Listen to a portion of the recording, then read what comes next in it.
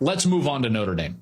Hartman's in the shotgun, standing on his own 20, looking, throwing into the end zone. Touchdown, Jaden Thomas. 7 yards deep in the end zone on the deep in route. The ball was put right on him. All right, so Notre Dame, now it was less exciting than the USC game. It was more dominant. Now, albeit, and I said it a little bit ago there, Navy was not San Jose State even, right? Like Navy has got a lot to work on. That's not going to be a very good team. They were really bad up front, didn't have much of a plan, right? I mean, they're going through a wild transition where a coach gets fired who was the most successful coach in their program's history, and he gets fired and they don't clean house. They hire from within. Very strange. Very strange. A lot has not been talked about it, but they move on. Okay, that's their prerogative. This is going to be really tough for Navy. They have not been very good the last couple of years, and then that showed again against Notre Dame in Ireland. Now, on the Notre Dame side, I thought that the offensive line was pretty good. Room for improvement, but certainly better and more stout than what they were at this point a year ago, which is going to help any quarterback, namely Sam Hartman, who is vastly different. I mean, you talk about just watching a team and being like, well, yeah, that's different. That's how I felt watching Notre Dame in comparison to a year ago and what their offense was. All right. So when I looked at Sam Hartman, I immediately thought, boy, this wide receiver crew is a lot better. Boy, this run game is a lot better. Why? Hartman can control the game. Like, you have an adult at quarterback now. He can make the throws. The throws are accurate. They're on time. There's yards after the catch out there. All of a sudden now the length and speed of this wide receiver core, which was not accentuated in previous seasons, all of a sudden is accentuated and highlighted. Why? Because you got a real quarterback now. So Notre Dame, for me, this is not an overreaction. Okay. There's things that they can get better at. I don't know exactly what their defense is going to be.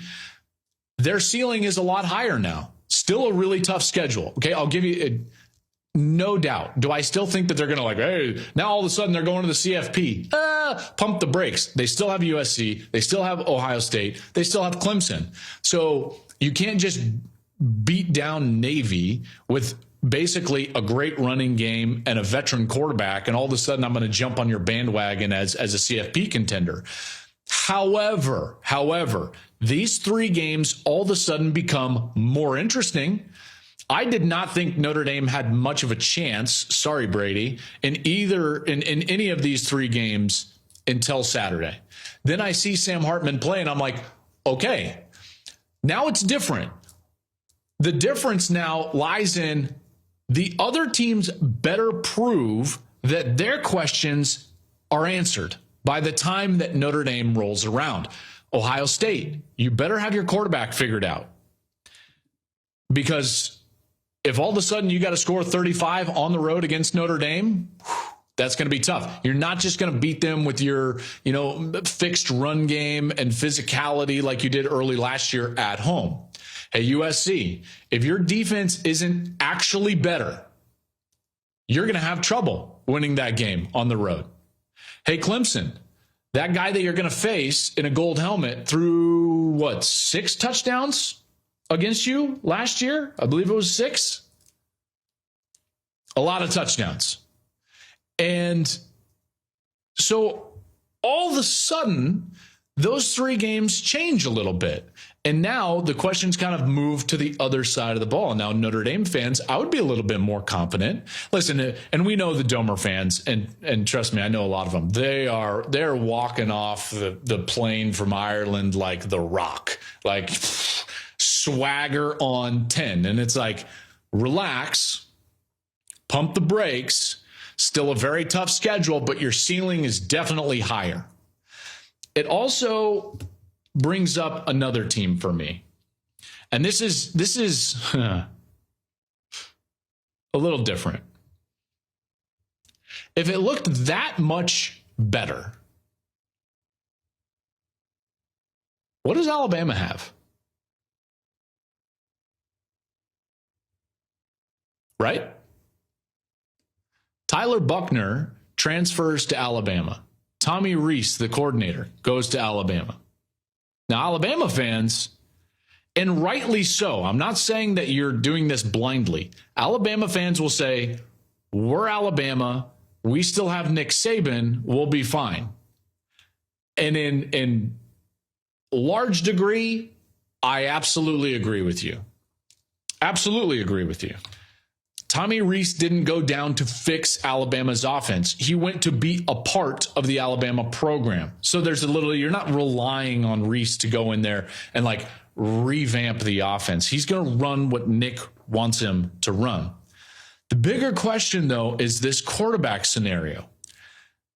Notre Dame went and got Sam Hartman. Remember that, okay? Like Buckner,